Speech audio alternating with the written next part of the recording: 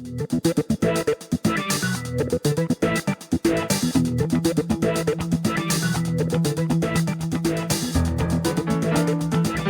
are listening to the SDSU Football Podcast, presented by the East Village Times, with your hosts Andre Hagverdian and Paul Garrison.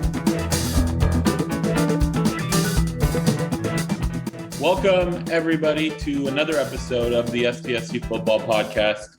I am Andre Hagverdian, and I'm joined by Paul Garrison. We've got another great episode for you guys today with two interviews with one current Aztec and one former Aztec. So let's get right to it. Our first special guest is Ryan Lindley, a local San Diego product who started at quarterback for San Diego State from 2008 to 2011. He completed 961 passes for 12,690 yards and 90 touchdowns. Lindley led the Aztecs to a victory in the 2010 Poinsettia Bowl, their first bowl game in 12 years.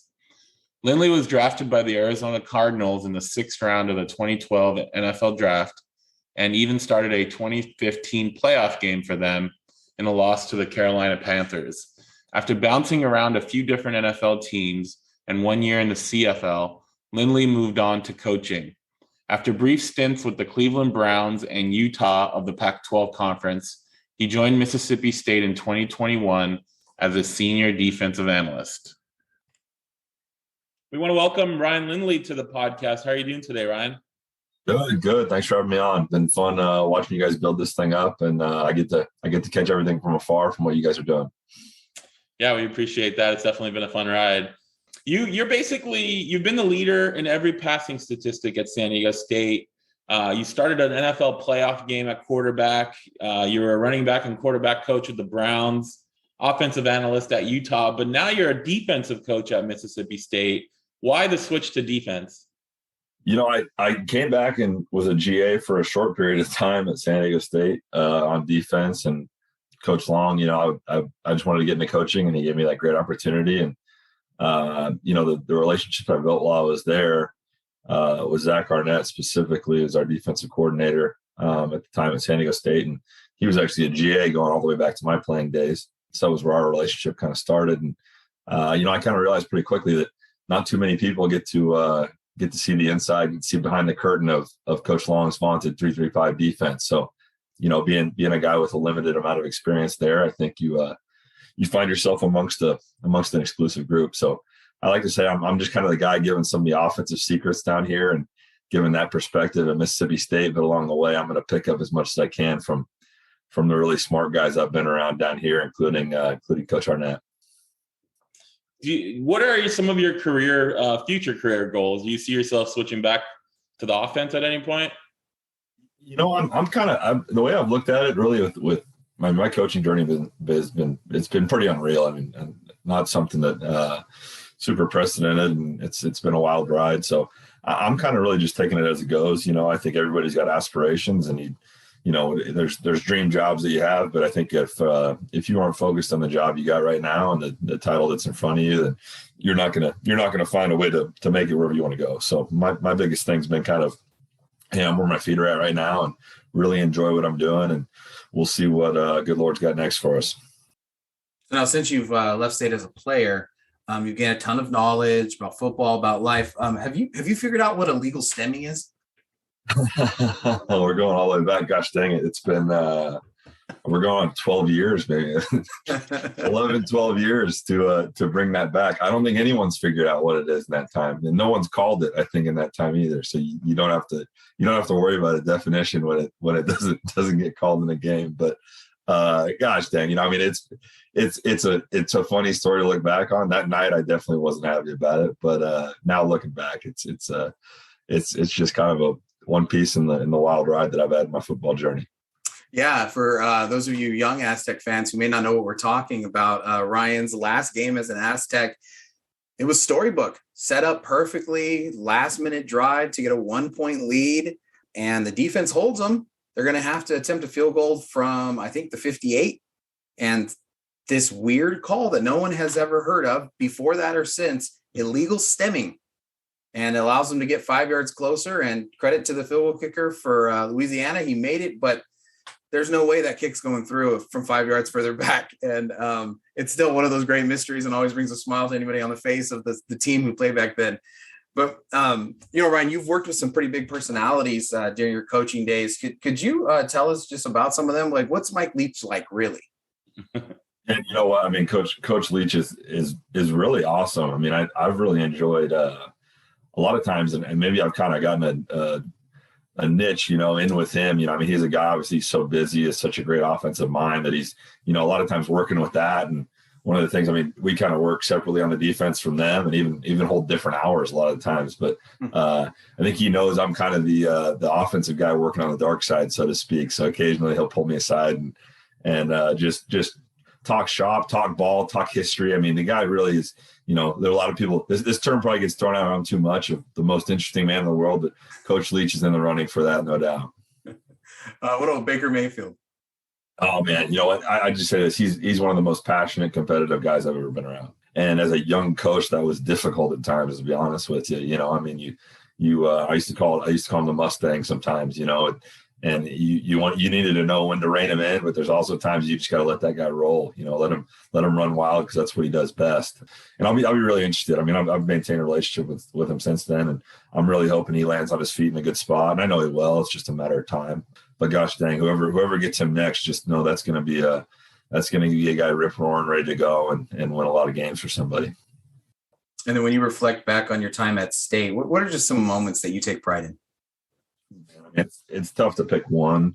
I think kind of the whole process, for at least myself individually there. Like I think I'm so fortunate, like I'm a victim, like not a victim, but I'm a beneficiary of circumstance and time, I think, and push that forward or back a couple of years, and I think my situation there is completely different.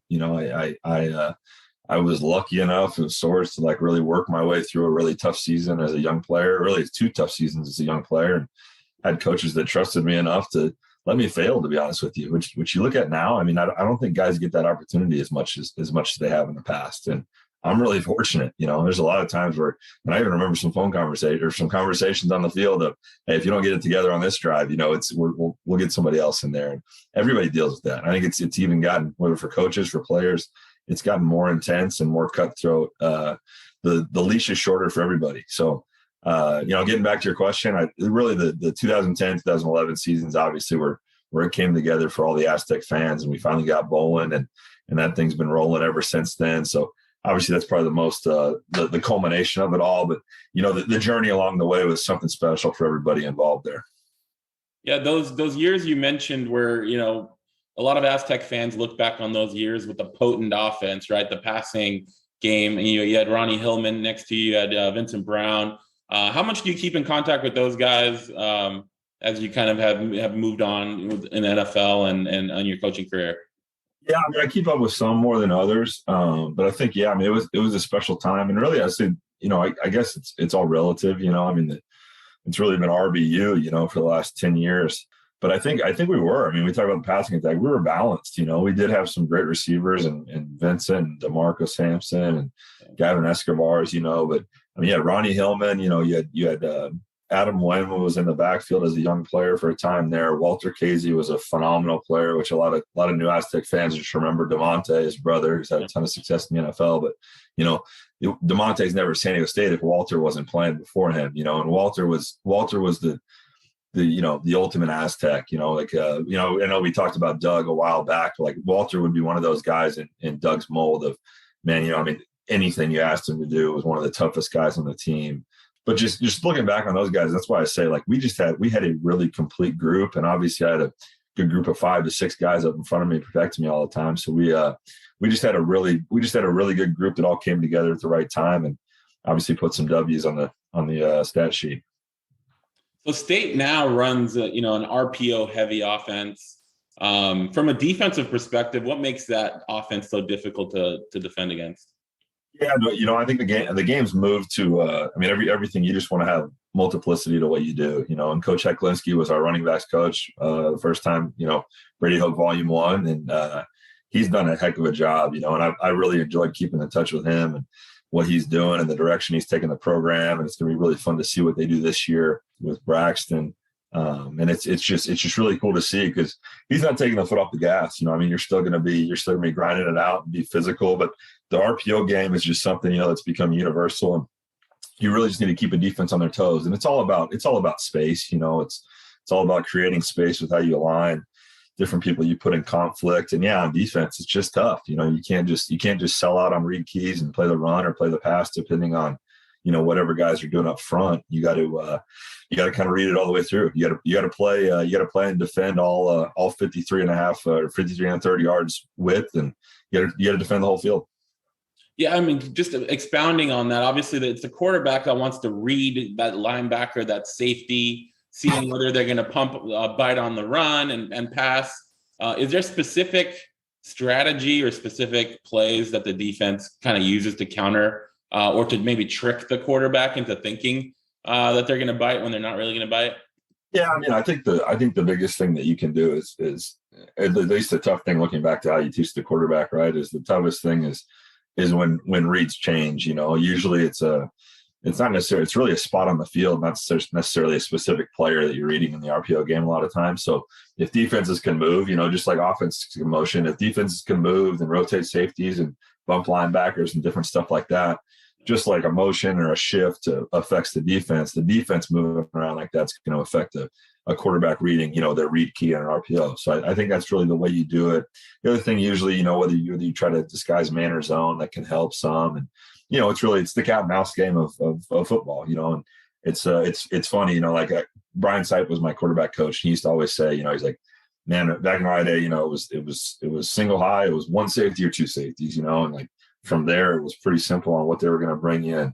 The game was just so much simpler. And I even look back to when I was playing, and there was an aspect of that with a few derivatives, but where the game's moved, and I think just with technology, look at the way analytics are being used, and really the sizes of people's staffs. That's one of the big things. I mean, I'm a beneficiary of it right now. I don't think we ever had a senior defensive analyst at San Diego State while I was there, and here I am. That's the position I'm in. So it's with the amount of people that work, on this thing and spend so much time on it, it's only going to get better. People are only going to get smarter and more detailed in what they do. So the last technical question about the RPO, man, even, you said it's universal, but people don't run it like 100% of the time, right? It's a package, it's a piece of what they do. So having to come in and like prepare for those things, how does that influence, like, I guess, the preparation for the rest of the kind of offense that teams are running? Yeah, I mean, it's you just know when teams, like you said, teams have different ratios for the amount that they're doing it. So you kind of take that into account, and it's like anything. It's like you are on offense. You prepare for tendencies that teams have, and you try to work from there. But I think that one of the great things that Coach Long's done, and Coach Arnett prescribes that as well, is a lot of times let's not cloud the guys' minds. Because if you're thinking slower, you're going to play slower. So I think one of the great things you've seen from the defenses over the years in this system is guys just play fast and they fly to the football. So our biggest thing is, we're gonna read our keys, we're gonna react, but if we can get 11 hats to the ball, usually good things happen in good time. So fairly or not, man, you are always compared to Kevin O'Connell, right? Both San Diego QBs started early at SDSU, played in the NFL, now coaches. Yeah. Just, I mean, what do you think about just like his media, just his rise in the coaching ranks, and obviously getting a head coaching job? Just reflect on all of that success that Kevin's had. No, I mean, really, like I've in a lot of ways, since I was a junior in high school, I've looked up to Kevin. At the time, wasn't really recruited by San Diego State. And when you talk to Kevin, like Kevin wasn't, the biggest recruit in this class, so I kind of took the same approach of, but when I did get the San Diego State offer, I was all in. I wanted to be an Aztec, wanted to be a hometown guy, just like Kevin was. And, had the opportunity to redshirt and sit behind him as his backup for a year, and, watch the way he approached the game. And he was, I knew then he was so cerebral, such a smart guy. Gosh, extremely far more talented than I was. I used to look back, and him and most people remember Darren Muji was another guy. And these two guys were Greek gods, chiseled in stone. And I came in just, and I was a big kid too, but it was like I was 6'3", 190, looking at these guys like, gosh dang, I'm kind of, let me put a sweatshirt on so I don't mind these. But but I always did look up to Kevin, and he's had a heck of a run, and obviously, reaching, not a pinnacle, but, a definite peak of sorts in his career. And it's going to be awesome to see how he can do that and go on. And really, to expound on that, like even how I got into coaching, I talked to Kevin as he was transitioning in his career. And really, we had similar interests he was doing some broadcasting, some different stuff like that. I'd looked into that. Then he kind of got into the QB coaching game, which kind of is what I decided to do as well. In a lot of ways, I've kind of tried to follow in his footsteps, and obviously it's worked out pretty well for him. So I should probably keep prescribing to that playbook he's throwing out there. No doubt. I think talking about Darren Muji, I think there's some old Aztec fans who still have that cutout of him working out with Donovan McNabb with his shirt off, and Donovan McNabb still got that gut, and everyone's just like, this is the guy. This is the guy. This is as good as it's going to get. And obviously, switched positions, but went on to the NFL, and that's an incredibly talented room that you were part of. No doubt. And I was saying to give Darren a shout out, he's the assistant general manager of the Broncos right now. Right. And he's on a meteoric rise himself. So I'm sure that's the name to remember, because he'll be coming up for some big time jobs here soon. You mentioned earlier Zach Arnett was a grad assistant in your senior season. Now he's worked his way to an SEC defensive coordinator. What kind of coach is he, and what have you learned and taken from him so far? It's really cool to see. He played for Coach Long in Mexico, and the things that he takes from Coach Long, and I really think like he's a guy that he's tenacious in everything he does. He's really, really sharp, or really like there's times that I look at the stuff that he does, and I just wonder, I don't think you need my offensive thoughts clouding your mind. I think you got a good enough idea what's going on, because he's really, he played in the system. He worked for Coach Long for such a long time at San Diego State. He's just, it's second nature to him, and there's stuff that, everybody else is still picking up on. And he's just, it's a beautiful mind to see him work sometimes. So it's really cool to see Zach and how he can motivate guys. Cause like I said, everything that Coach Long was ever about, and everything that a lot of things that Zach's about are the same of, hey, we need to fly to the football. We need to play with fanatical effort. And Zach really gets our guys to do that, and that's why I say there's some things that, we just stick to that are foundational pieces of football. And I think Zach does a good job of not getting lost in the weeds and sticking to that stuff. Can you tell us, you mentioned earlier a senior defensive analyst, not every team has that. What does your day-to-day job look like as a senior defensive analyst? Yeah, it's like you're off the field, so I can't technically, I'm not on the road recruiting right now, like most of our coaches are.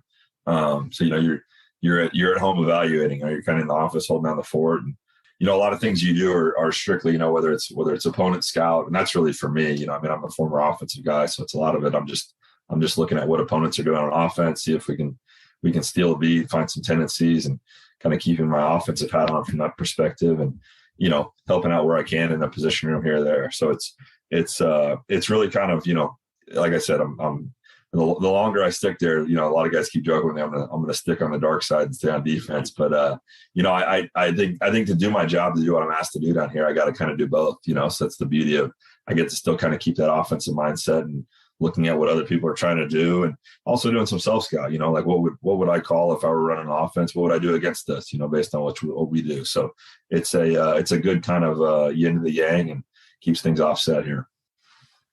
So Mississippi State is entering the third season in the 3-3-5, and at SDSU, that's usually the year that they talk about everything clicking. Are you seeing signs of that, or did that COVID season maybe change the learning curve like it did for everything else in society? No, I think, and I'll give our players a ton of credit, because I think we got guys that love football down here, and I've really enjoyed my time here. Just hit a year being down here in Mississippi, and we got guys that absolutely love playing the game, and it fits what they want to do.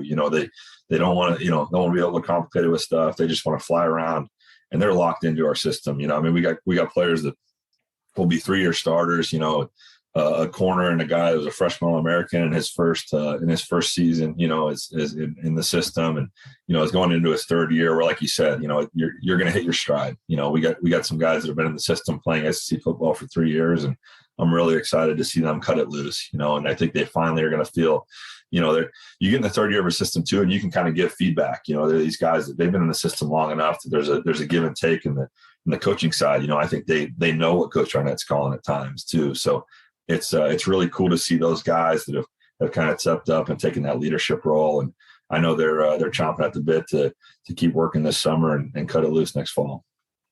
12,690 yards, 90 touchdowns. Still wondering, you got to probably fit in 10 more somewhere to get that 100, But as a QB at San Diego State, but potentially, man, like your biggest contribution came in, leading that resurrection of the program.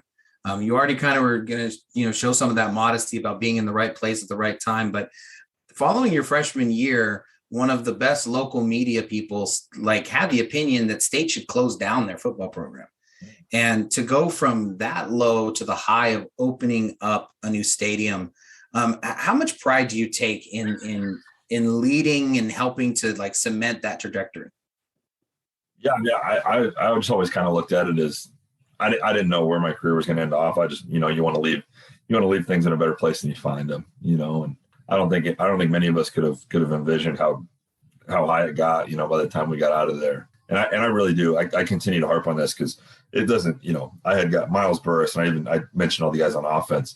I came in with some phenomenal guys on defense too that just wanted to work, wanted to build a program. And, obviously there's selfish ambitions there too. We're all human, but just some guys that just decided, hey, let's grab this thing by the horns. And nobody wants to be a punching bag. Nobody wants to be the butt of a joke or be in the newspaper talking about, why are we even taking up school funding and all that stuff. I mean, that wasn't lost on anybody. It wasn't necessarily the time of social media, but we still, we got the printed paper and we looked at it, and that wasn't lost on us as 19, 20-year-old kids at the time. So in a lot of ways, I look back at it and it was motivation, and everything in moderation taken like that can be good for you. So it definitely, amongst other things, was a part of the fuel to the fire. And obviously, like I said, it really was. I mean, Coach Hoke came in there and the timing of it was phenomenal. The things that he preached as far as accountability went, brotherhood, everything that's kind of cemented everything. And Coach Long took off with it and put his own spin on it. It was phenomenal for quite a long time. And, it's good to see Brady back and kind of, that he's a guy, he's going to be there for the long haul, and I think that it's the beauty of Aztec football and really Aztec athletics. I mean, that's a family that is second to none. Well, what's the stadium going to mean to the city of San Diego? With this thing opening up September 3rd, as a San Diego kid, what is it going to mean to the city? Yeah, it's something special. I just talking to a few of the coaches there. They've taken some tours. I said, shoot, if I get back for vacation this summer, I got to figure out a way to go check out Snapdragon. But I think it's just something really cool, because you talk about the lean years, when I first got there, and I'm sure the guys before me too, everybody talks about the Sky Show, and that was great every year, but nobody talks about playing in November with 15,000 people in Qualcomm, and that wasn't the best feeling running out of the tunnel. Now I can flip it up and say, we played the Poinsettia Bowl in 2010 or 50 something, and that was one of the greatest feelings in the world. So I think it's going to be so awesome seeing that you kind of get that Viejas feel, you kind of get that feel that the basketball teams had for so long of, I know people may say, hey, we need 50,000 or we need 55,000, whatever it is. But I mean, if you got a 35, 40,000 seat stadium and you got to have your ticket to get there and show up, I think there's an exclusivity to it that's going to be phenomenal. The atmosphere, just from looking at everything, it looks like it's going to be, top of the line, state of the art, really just fits the vibe too. I think if you look at it, Southern California, there's going to be a lot of fun things to do there. I think it's going to be a family environment, which is something you could argue was lacking at Qualcomm. I got 2 seats sitting at my parents' house, and I'm all about the nostalgia. I watched Tony Gwynn, and I watched Ricky, and I watched the '98 Padres, and that's Qualcomm and the Murph hold a special place in my heart. But I think this is a place that the Aztecs can call home, and all that was great. But this will be the Aztecs' home for years to come, and San Diego State fans and alumni and players can take pride in that for a long time. Last football related question, NIL. NIL is a hot topic, right? And a lot of coaches have a lot of opinions on it. I think before we hopped on here, I read about Nick Saban was quoted in an article talking about it.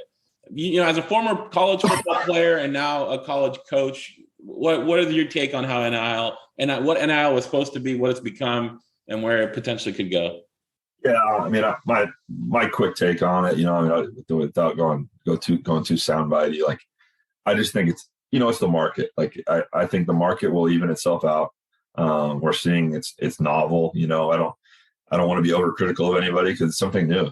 There's no way to really prepare for some of the things you were going to hit. It was just going to be trial by fire on some levels. And, I think coaches knew, I think alumni knew some of the negative things that have come up or things that have been insinuated by some schools. Because, I mean, that's the reality of the business. It's just things that have been going on, I think, for a long time under the table. It's now out in plain sight, and there's benefits to that. And I think it's benefited a lot of the players. And I think the positives are outweighing the negatives. And it's going to take a year or two, or whether somebody needs to step in, but it'll regulate itself out, or we'll find a way to kind of look past all the bumps in the road. It'll be a smooth thing. And I do think it was necessary. I mean, there's a lot of ways that you look at guys that should have been able to gain financial should have been gaining off their likeness. You mentioned Ronnie Hillman's guys yeah, you know what? I mean, people wearing Ronnie Hillman dirt. He should have been getting a cut of that, and I respect that. And I just, we'll see how it evens itself out here. You ready for some rapid fire non-football related questions? All right, go for it. What's your favorite food? Oh, Mexican food. Any particular taco shop or restaurant? Man, I mean, we're on a San Diego State podcast, so I would feel sacrilegious not to say like a Trujillo's, right? But I do probably have a couple places. There's a Cerritos in Lemon Grove, La Mesa is my breakfast burrito spot back home. Gosh, I mean, I could just I'm a good old El Indio guy for just some chips and salsa. I mean, I don't know. I could probably just I usually, if people visit San Diego, I give them a laundry list of, hey, if you're looking for a burrito, it's this. If you're, yeah. So I mix it up, but as you say, a good. And I should say, I should pat myself on the back. I think I do make some mean fajitas at home. So that's there you go. Yeah, no, that's my only fix. That's why I say I think I'm getting better here. So that's that, and we finally got a Chipotle in Starkville. So that there you go. The Lindley House chicken fajitas and Chipotle are as good as it gets. What about favorite movie or TV show? Oh man, I was I just watched it again. So I was a big Seinfeld guy. Curb, I think those are both pretty funny. Movie, I don't know. I mean, I have a lot of them. I don't know if I could say say specifically one. What about favorite musical artist or group? Probably Metallica. Yeah, I saw them in concert one time. It was phenomenal in Cleveland, and yeah, no better place to see it too, where the Rock and Roll Hall of Fame is. But I'm kind of an anything guy, but that's kind of been one that's held on over the years. What about favorite hobby outside of football? Obviously, outside of football. I mean, now it's probably. Now I kind of like being a dad. If my wife hears this, she'll say I don't spend enough time being a dad. But that's really been. I mean, it's been really special for me. But hobby, I guess probably golf. I guess I'm turning into a real dad here. It's golf, grilling, and hanging out with my son. So it's about nice. it. Yeah. I mean, so tell me a little bit more about being a dad. I mean, what has that experience been like? I mean, you've always been a reflective person, at least, that's your public persona. I mean, just what has that meant to you to be able to kind of take that next step in, our human development? Yeah, no, I mean, it's wild. It's just you ask a bunch of guys, actually Vincent Brown was a guy, he had his first child, I think maybe, 9 months before me. So I was hey man, what am I getting into? Obviously so many, as everybody knows, every dad knows listening to this, there's so many questions and so many things you worry about and rack your brain about. And I'll tell you this, my mom and dad gave me the best advice, which was, you're gonna love him to death, and that's all you need to do, and that's really, because I'm sure I screw up enough, and my wife lets me know about plenty of that, but it's just been, it's something special, and it does. I mean, I think everything else in your life kind of gets put into a much greater perspective once you get to that point. And last one, what do you miss most about San Diego? And you can't say Mexican food. Shoot, I mean, like the longer I get away, probably family. My mom's one of 5 girls, and all my cousins, aunts, and uncles, everybody's Huntington Beach is as far as somebody's away. So that was really cool growing up there. Outside of that, probably the beach, man. I mean, I think that's the number one thing. Every time I moved away for a couple of years and then came back, it was like you just forget how much you take advantage of being, whatever it is, 15, 45 minutes away from putting your toes in the sand and getting in the water. So that's definitely the one right now that whenever I get back, that's one of the first places I want to go is hit the beach. When's the last time you were in San Diego? I came back last summer. We try and my wife's from New York and I'm from San Diego, so it's becoming kind of our normal summer trip to hit both coasts and now see grandparents and have a good time. So I'm sure I'll figure out some time in the summer here coming up to get back up there. Awesome. Those are your rapid fire questions. Thank you so much. I don't know. I probably cheated and took too much time answering them, but. Well, we asked some follow-up questions, so I'll blame it on my whether I probably wasn't that smart to begin with, but I could blame it on getting hit a few times. Thank you so much, Ryan, for joining us. It was great catching up with you. I know a lot of Aztec fans will be rooting on Mississippi State in the fall, in addition to San Diego State, obviously. So it was great catching up with you. Thank you for joining us. No doubt. I was saying, until our paths cross again, I'll always be rooting for the Aztecs. But I appreciate that. We could always use the support, and Hail State out here in Mississippi. Great, thank you. Have a good night. You too. Our second special guest today is cornerback Noah Tumblin. Tumblin, the former Mira Mesa High dual threat quarterback turned cornerback at San Diego State, played a great sophomore season last year, collecting 32 tackles and 7 pass breakups. He will look to enter his junior season as one of the 2 starters at cornerback on the San Diego State vaunted 3-3-5 defense. We want to welcome Noah Tumblin to the podcast today. How are you doing today, Noah? I'm good. I'm doing good. So talking about last year, you started some games at cornerback. You played a lot, rotating with the other Noah, Avenger and Dallas Branch opposite Taylor Hawkins. How would you assess individually your play last season? I thought I did all right for my first time playing defense in college. I thought I did some good things. I thought I did some poor things as well. And it just leaves me with a lot of room to grow for next season. Now, as I mentioned, you played opposite Taylor Hawkins. Taylor Hawkins has obviously graduated and moved on, looking for a professional career. What did you learn being around him for the last couple of years? Well, mainly this year I spent the most time with him because my first year I didn't play at all, and then my second year I was just on special teams, and he didn't really talk to me that much. But this year he's my roommate, so we became really close. And him being older, he was kind of like an older brother to me. And he just really taught me how to mentally prepare before a game and how much he cared for the game, because that's really all he had is ball. And I just learned a lot from him. And he just honestly changed me as a player. He gave me a really dog mentality, because that's how he plays. I really want to play like him moving forward. So you're saying Taylor Hawkins doesn't talk to anybody in the special teams? Well, I mean, I was younger. He's a little bit older. He's 3 years older than me, so he was kind of talking to the older guys. He wasn't really talking to me too much until I started playing, obviously. Just joking. Yeah. So, obviously, Taylor and Trenton Thompson, they provided a lot of leadership in the secondary last year. There was a lot of new starters getting their first time going in and playing, like you were mentioning with yourself. So, who steps up and takes kind of that reign as that leadership role amongst the secondary this year? This year, I would probably put it on Sedarius. He did a little bit of it last year, and I think him being the oldest DB, he's more the guy who talks during practice and stuff.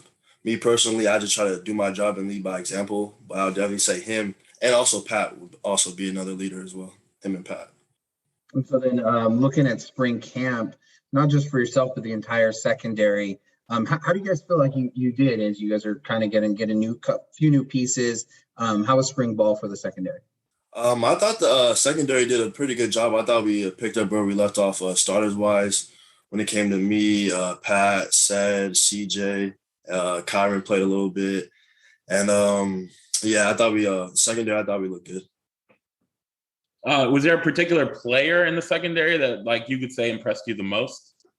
Des Malone, actually, another corner. He took the other starting spot with Dallas and Noah gone. And I thought he had a really good spring. He made a lot of plays, and I'd definitely say him for sure. Could you kind of elaborating on that? Can you give us a scouting report on some of the other corners, starting with Dej? Like, what is it about him can make him a great corner? Yeah, he's just he's very disciplined. He's played the position a lot, so he has good footwork. He's very fundamentally sound, and he makes good plays on the ball. And then what about Dallas Branch? Dallas, out of all of us, I say Dallas probably has the best footwork. He's very technical, he has very good breaks, and yeah, he's a very, very fundamental guy. Noah Avenger? I would say he's kind of like me. We're like very like athletic guys. Like he's real bouncy. He has good speed like me. So that's where I think we have similar in common. Is that a Noah thing? I guess so. I don't know. It just happened to be that way. Very coincidental. What about Jelani Whitmore? I would say he's kind of like Noah and me. He's very athletic as well. He's long like me, so he can kind of get away with like not being the greatest position because he has like longer arms and stuff. And then last, Adonis Brown. Adonis, he's the older guy, so he's played a lot, so he just knows the position very well. He's a very savvy player. He has a chip on his shoulder, and he makes a lot of plays as well. The person everybody's wondering about, just because he's new to the position, man, is Jalen Maiden. Could you tell us about his transition and coming over? And, you know, he mentioned to me that he would, like, do things that everybody else in the secondary would be like, why are you doing it like that? And he's like, because I've never played the position before. Yeah, definitely making some, like, beginner mistakes. But honestly, in my opinion, I thought he's adjusting very well. Like, for me, it took me a couple seasons. But for him, I think toward the end of the spring, he looked like he's been in the position a long time. He got a lot of interceptions. And in the position he plays, he kind of has, like, the ability to, like, kind of, like, free range. So I think that helps out as well, coming from quarterback. So then when you're going to your, I guess, evaluation of the other side of the ball, which wide receiver just do you geek out on being able to cover in practice? Every time I just want to call guard Tyrell. His releases are insane. And I know that when I guard him, I'm getting good work and getting better. So I really don't care how many times he does me because I want that work. So anybody's Tyrell. And then a close second would definitely be Jesse because, like, he just makes the most freakish catches. Like, I'll be guarding him, I'll have him covered, and he'll just make a crazy catch. So I'd have to say him too. We've heard a lot of great things about TJ Sullivan through spring camp. What's it like going up against TJ? TJ's just a fast guy, so he's going to want to beat you deep. So you just got to be ready to get out on him because he's definitely probably the fastest one. Him and Nicholson. Who's the fastest corner on the team? Fastest corner. We got a race, honestly. I'm going to say me, to be honest. I'll just say me or Dallas, one of us, me or Dallas. So you're from Mesa High School, hometown hero, but you've never played a college football game in San Diego. How excited are you for that first game? I'm actually really excited. Everybody's been hitting me up and telling me how excited they are to come watch me in the new stadium. I was looking forward to it, especially for my parents, because it was kind of hard for them to make it up there to the games last year, and now they can come to all the games. My brother too, so really looking forward to it, definitely. Andre just mentioned that hometown guy from Mesa High, but you're not the only Aztec who played QB at Mesa High. J.R. Tolver, he also played there. So just, let's get it on the record. Who was the best Mesa QB? I was the best Mesa QB, hands down. I definitely had more electric plays. I think we had a better record. I don't know. I don't even think they went to CIF. Only 3 teams went to CIF, and my team was the third. So I definitely have to say me. He's a close second, though. Close second. Yeah. I don't know, man. You started with hands down. You're kind of backpedaling a little bit. Okay. Well, I mean, nobody else is close, is what I'm saying. So you would obviously have to be second. Fair enough. Was there any consideration for you to play that position at SDSU? No. Honestly, they were straight up with me. When I went on my visit, they were just like, we only had a scholarship available for corner. And the only other offer I had was BYU. And honestly, I love San Diego too much. So I was like, BYU or stay home and play DB. And I was like, stay home and play DB. I don't care. So I told him, I was like, yep, I'll play corner. Did you also play corner at Mira Mesa High, or were you strictly offense? I never played defense at all in high school. So then, I mean, that's the lead into the next question. Actually, back up a little bit. That is a great San Diego answer about BYU. It was hard, though, because my teammate went there in the same class as me. So I was kind of close to going there with him, but San Diego over all day. No doubt. So what's been the most challenging part of being able to switch positions and play it at the high level that you played at? Probably just like the technique, because like at first I didn't know how to backpedal or like how to press, and I didn't really know what cover 2 or cover 4 was like from a defensive position. So just learning all that my first year, like knowing where to be.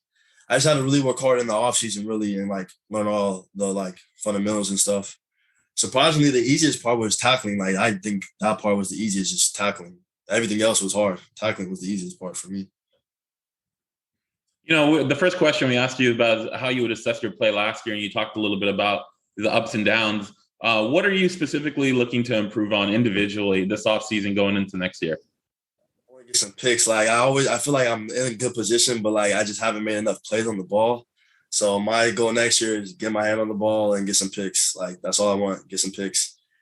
Is there a cornerback or secondary competition of who's going to get the most picks? I wouldn't say so. I feel like in our group, we're all really like good friends and we're very like humble. And I feel like none of us really like try to like do that kind of stuff. But we definitely are competitive, but none of us like try to make bets and stuff like that. We just try to like get better. Your cornerback coach, Demetrius Tumblin, not a lot of people know too much about him. What can you tell us about him? Like, what is he as a position coach and just as a player, as a person? He's a San Diego guy. You know, he played running back at Cathedral, so we're kind of similar in those ways. I like him as a coach. I think he's a very real and upfront guy, and I think he actually cares for his players. Like when we all had COVID at my house, like he brought us food and stuff like that. So he definitely cares about us outside of football as well. He's just like a real coach. Like he knows like we're in college and we have fun and stuff, but he always tells us, you know, just keep your head on straight and just make sure you take care of the things that are important and know why you're here. So I definitely think he's a good coach. I think he knows what he's doing.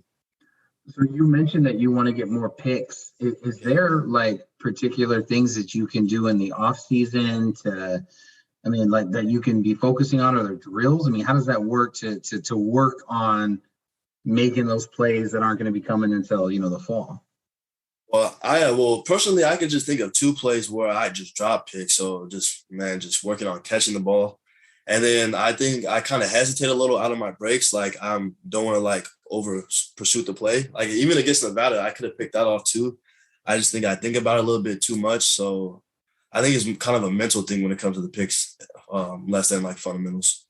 A lot of talented, highly recruited players like yourself come to play cornerback at SDSU. What is it about the way that the coaches, the system, that they let you all play that makes it so attractive? I just think when you get there, it's really like a defensive school. Like when you get there, you just know, like, especially if you're defensive guy, you know, it's the heart and soul of the Aztecs. And like, that's just like what everybody wants to like be a part of. And you've seen us produce like DBs that go to the league. Like every corner that I've that's been here since I've been here has gone to the league. Luke Barku went to the league, then Darren went to the league, then Taylor went to the league.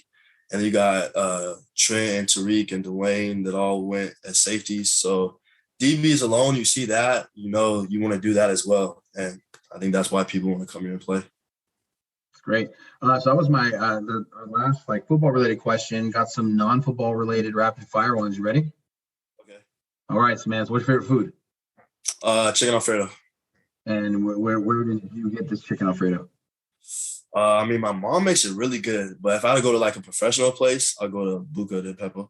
Okay, no, I'm not trying to put you on the spot or nothing, but Buca or your mom's, man? Buca, for sure. Okay, I just, I'm making sure. Yeah, for sure. Mom's just free. Movie or TV show? TV show. Which one would that be? My favorite TV show. What's my favorite? I got a lot of TV shows. Dude, I'll just say Snowfall. Right now, Snowfall. That's my favorite TV show right now. Nice. I love Snowfall. How about your favorite music artist or group? Favorite music artist, I want to say I have a group. Somebody said, well, the last interview we did, I think somebody said Gunna. It's been a popular one for sure. Yeah. He's not doing too good legally right now, but yeah, he's not. Yeah, he's definitely a good rapper though. So you hear that, kids who are listening? It's just the music. It's just the music. It's the music. Yeah, that's it. What your favorite professional athlete, either currently? Kobe. Yeah, my middle name is actually his last name, Noah Brian something. I almost was named Kobe, but my mom was having it, so my dad got the middle name Brian. Why wasn't Kobe the middle name? I don't know that one, but I actually like it better than Noah Brian did. I feel like Noah Kobe's like two first names. Maybe. Yeah, that's true. Yeah. No. So I mean, what is it about Kobe other than the fact that you carry his name that you find about his life, his game that you know? I mean, growing up, my dad always like kind of put him on me, but then like as I got older, I just liked his mentality, his work ethic, and like the message he was like putting out there to the people. And he was like the only guy I kind of like fanboyed over. Like I'm not one of those people who fanboy over celebrities, but he'd probably be the only person that I would actually like want to meet, like if I got somewhere. How about something that you enjoy doing, a hobby outside of getting ready to get more picks next year? Hiking with my friends. Oh, where do you go hiking at? I've been everywhere, like Black Mountain, Cowles, Iron Mountain, Mount Woodson, and then I've been like out far, like in Julian and like Cuyamaca, like out there and stuff. Awesome. Yeah, that island that's right there in Cuyamaca. Yeah. I just like being outdoors and the scenery. It's cool. Very peaceful. Yeah, no doubt. Those are the rapid fire questions, man. That was a great interview. Great job. Thank you so much. Thank you. I appreciate you guys for having me again. Thank you. We look forward to seeing you out in the fall at the new stadium. Getting your picks, as we talked about. Yep, remember, I said it here first. Paul, we had two great interviews, one with Ryan Lindley and the other with Noah Tumblin. What were your thoughts on our discussions with both of them? Well, to start, I thought they were perfect to be on the same podcast episode. As you know, I made mention in the article that I wrote on Ryan Lindley. There's so much of his legacy, Lindley's legacy, that Tumblin is living in. If things had gone a different route, it's possible that Tumblin doesn't have that offer and he's playing for BYU right now.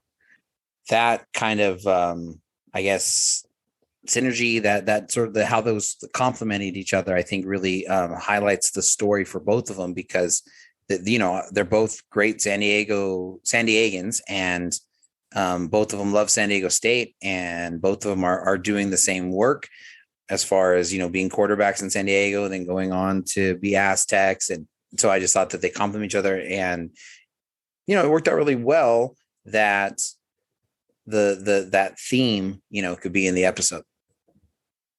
Yeah. Ryan Lindley, I'm not a native San Diegan, as and our listeners know. I didn't move to San Diego until fall of 99. I went to that other school in San Diego. I didn't go to San Diego State to get my MBA until the 2010. So my first season as a football season ticket holder was that season, the big season, the turnaround season where they went to the Poinsettia Bowl and won. So it wasn't Lindley, it was you. Yeah, and is that what you're telling us? Is that what I you're also saying? like to say that my first year in the NBA program was also the same year with Kawhi when they went to the Sweet 16.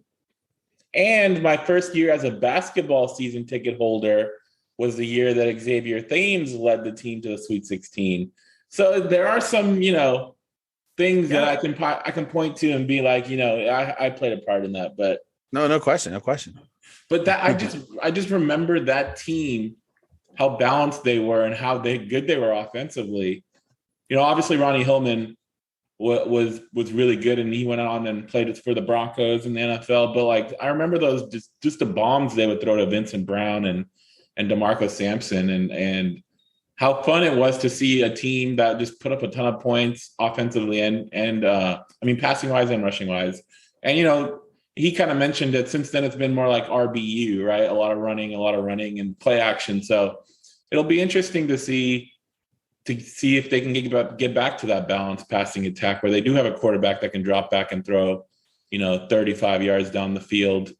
and have receivers catch it. So that interview just kind of got me nostalgic and reminded me of that season and how good they were overall.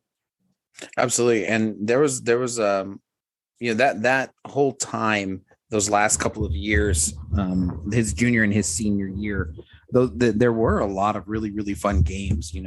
I think his senior year, there was a game, there was one of the Sky Show games against Washington State.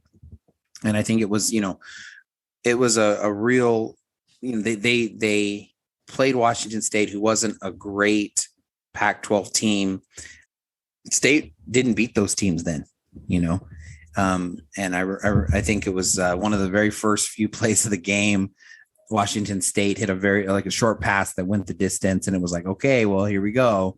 All, that 9-win season and all that kind of stuff. And man, that offense was just so dynamic that day. They did whatever they wanted, put up over 30 points and things like that. But, I just think that it's, and this is the argument that I was trying to make about those teams in the article that I wrote is, there have been skill position players who have gone on to become NFL players since Ryan Lindley's era, right? I mean, obviously you mentioned Ronnie Hillman. Vincent Brown was a 3rd-round pick. Gavin Escobar was a 2nd-round pick. You mentioned DeMarco Sampson. He played in the league. And I think but you go down the list, and there has been receivers who have played in the NFL, tight ends, obviously, who've played in the NFL, but being able to have a quarterback who can actually, consistently get him the ball at the right times. And it just makes a world of difference. And I think that as they were establishing that foundation, Lindley allowed them to be good quicker than I think they would have been if they were trying to solidify that position as well. And then turning to Tumblin, I think that it's an exciting place because I don't think it's appreciated enough how new to the position he is.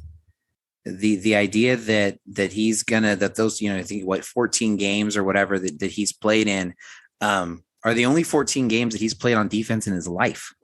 Right. I mean, count a couple scrimmages and then obviously practice. But I mean, as far as real games, he's incredibly new to the position. And for him to be as new to the position as he is, and to have really good moments, right? And for him to be able to, throughout the whole year, in practice at least, solidify that starting role by and large. And he had trouble on 50-50 balls towards the end of the year. And obviously need to improve in that a ton, but I think it's an encouraging place for his ceiling of what he can actually be and potentially be next in line as another like San Diego State cornerback. Yeah, it is. As I was researching, after we talked to him and I researched kind of, the snaps he had in college, it was kind of remarkable that last year was his first real snaps on defense ever.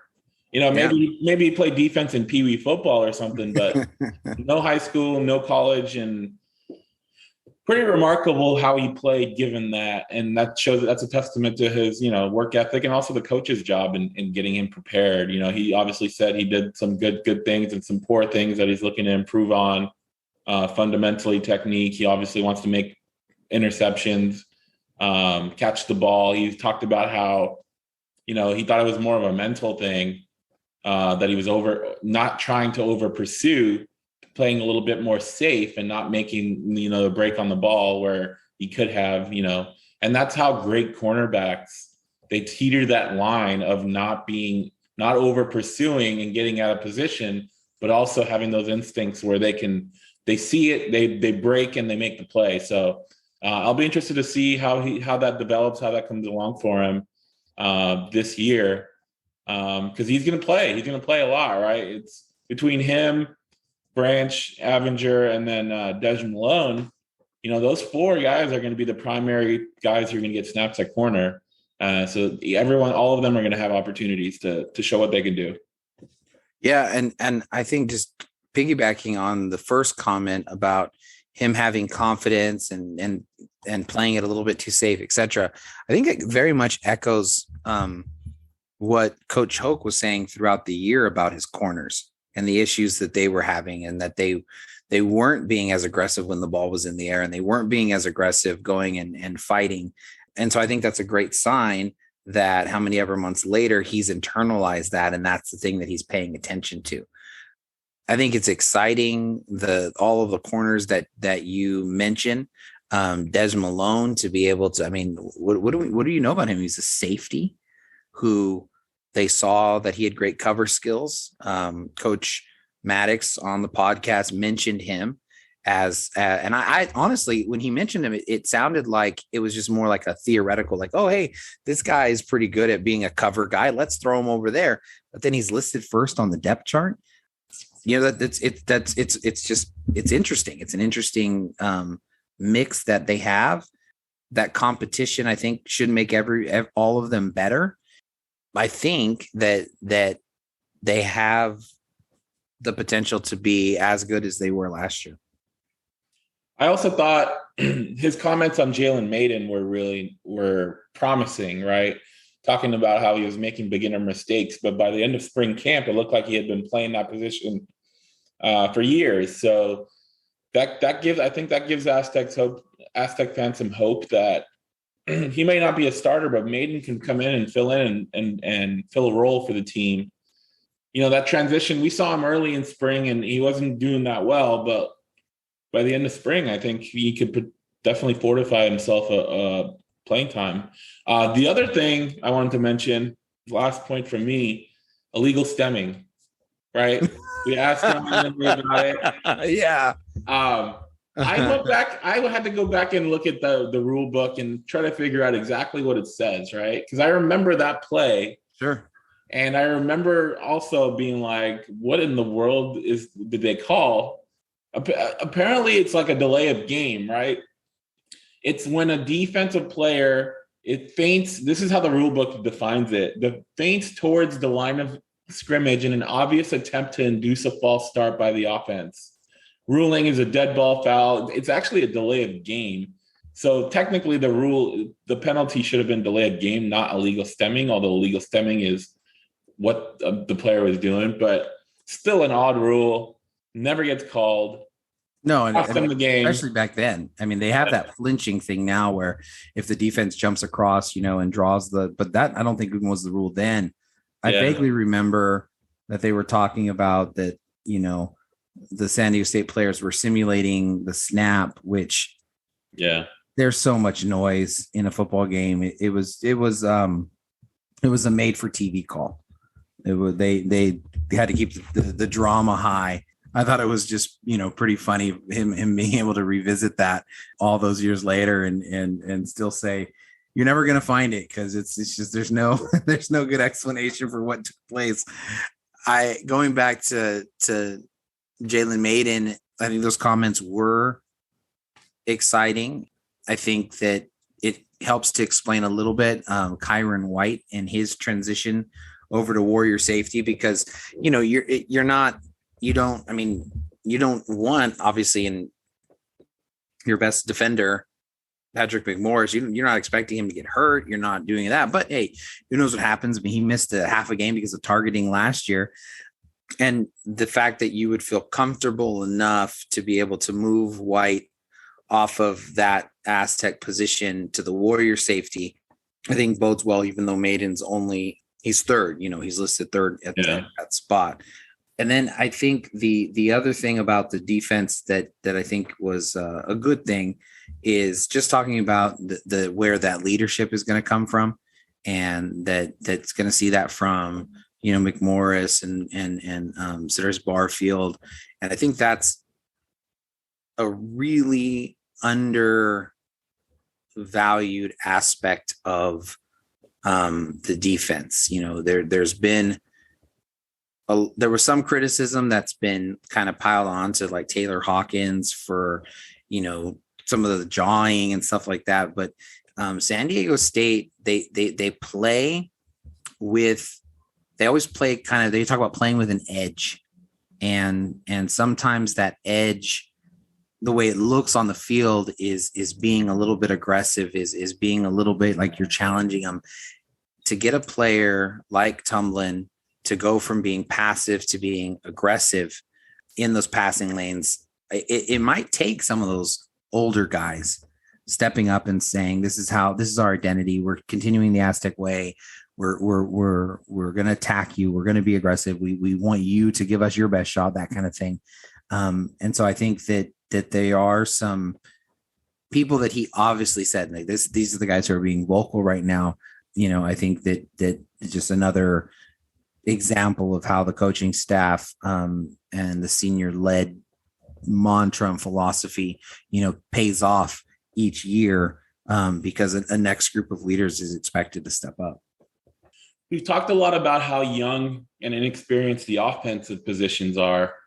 We haven't talked too much about it on defense because the linebackers and the defensive line are pretty experienced. But just looking at the corners and the safeties, that's a pretty young, inexperienced group as well. I think the coaches, Kyle Hoke and Demetrius Sumler, have their work cut out for them, but they've got really talented guys to be able to plug them in and get them to do what they need to do. So I don't think necessarily it's going to be an issue because I think these guys can play. They've gotten enough playing time, and I think it's just a matter of gelling together, but it should be fun. Yeah, I agree. And I think that until one cornerback is able to step up and be a star, be what Hawkins was last year, be what, Darren Hall was, Luke Barku, more, even Darren Hall, even at that time, that corner that can kind of take away one side of the field, allow kind of that focal point to work to the other side. I think that's going to continue to be a question. But I will say, I do think that given Malone and Noah Avenger and Noah Tumblin, given their length, given their clear speed and all that quick twitch stuff and all those kind of things, I do think that they have a higher ceiling than Hawkins. I think they have a higher ceiling than, and going back to again Barku and Hall, I think they're in that kind of, they have that kind of potential. And so if two of them can step up and become those players this year, along with having Patrick McMorris, who looked just like another level, even in the brief time. I mean, just looks like a professional. There's just no other way to put it. Barfield is able to hold down that slot position. And then you get another year of Baskerville, you could argue was the Aztecs' best secondary player at the end of the year. And obviously Frisco Bowl MVP. It's not really going out on a limb. It could go from kind of like what we saw with the linebackers last year, where the linebackers were thought of as being like maybe the weakest part of it. And then they turned into a really good, really, really good unit. And they were one of the strengths. So I think there's that potential for the secondary this year. Yep, absolutely. That's going to do it for us. Hope you guys enjoyed this episode. 2 great interviews with a former Aztec quarterback and a current cornerback. And thank you guys for listening. Hope you guys are sharing, liking, commenting for each episode. We appreciate all the love, and we'll talk to you guys next time.